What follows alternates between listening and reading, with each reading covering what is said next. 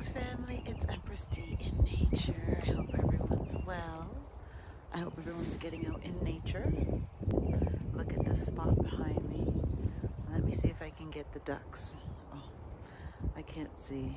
Oh, I think I got them. There's a couple, female and a male duck, and then they're just chilling over there. I'm assuming that their eggs are close by, or their nest where they're going to lay their eggs are close by, and they're doing their thing. I hope I got them. Family, this is what I've been taking in, and the water is so nice, and you can hear the birds, and up above there's a couple of hawks or falcons or somebody, or eagles or something flying up there dancing, right? It's so much to take in, and so wonderful and so beautiful. So I've been here for a minute, just enjoying nature, right? And I hope you guys are deliberately carving time out to enjoy nature, just as an experiment at first, of course, just to see what effects it has on you and your life, right? I really hope you guys are doing that, and in doing that, you're obviously going to level up. You're going to get to know yourself better too. Okay, once you get to know yourself better, your relationships will improve. And that's because when you know yourself, you're able to identify your strengths as well as your weaknesses. And when it comes to your weaknesses, sometimes they manifest, or oftentimes, or more often I would say than not, they manifest in conflict in your relationships, right?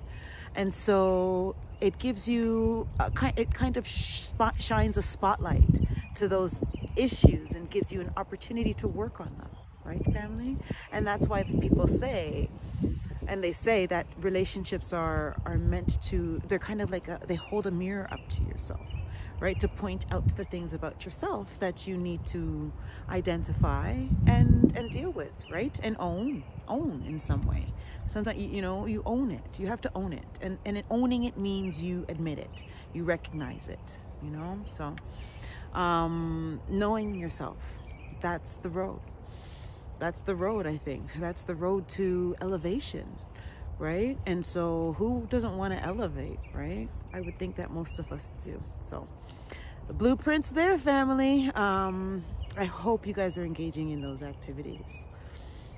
I've been on this journey. I've been on this journey longer than I have not been on this journey, right? It's really been accelerated in the last couple of years, okay? And I will say, as the acceleration process has occurred, so has the condensing of my circle, right, family? To begin with, before COVID, my circle was relatively small, and it really has become drastically smaller even since, right? And it's crazy, and they do say this is part of it, right? This will happen on your spiritual journey. This will happen, and it's okay, and it's just what it is, and it's what it has to be, right?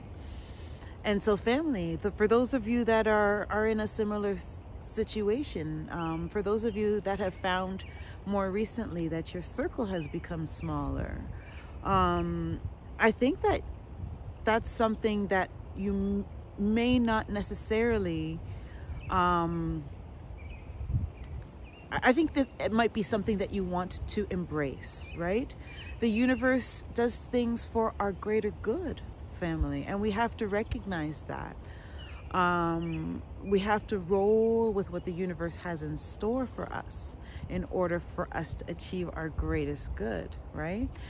And along that journey, take it from me, there's a lot of discomfort, right? And oftentimes we may mistake that discomfort for not being on the right path. But we can't always make that mistake. We have to really analyze it and see, I guess it's an art. It's something that I do really regularly. When something goes wrong for me, I think to myself, why is this happening? What's the lesson I'm supposed to derive from this, right? And then I go through the different possibilities. Should I have done this?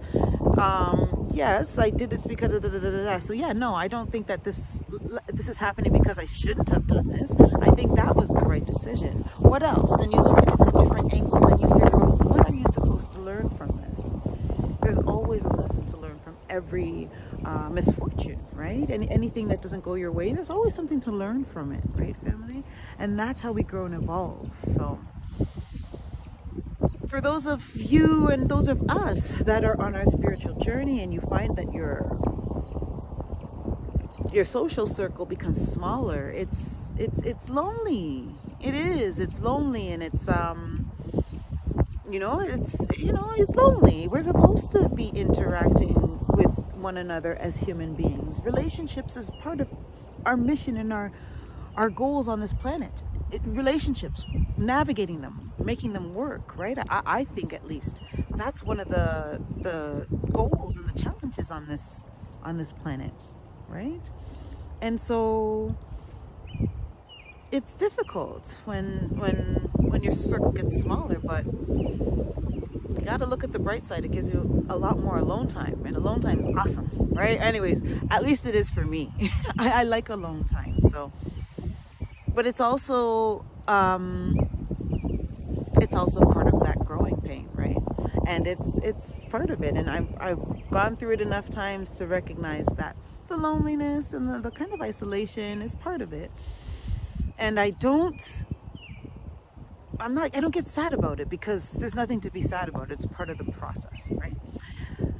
Family, I hope that everybody's well. And for those of us going through this journey and things like this are happening, it's all good, and everything is frequency, everything is energy, everything is vibration, okay? And so like attracts like, right? It just takes some time. All right, family, thank you for taking the time to listen to this message, and I love and I value each and every one of you. One love.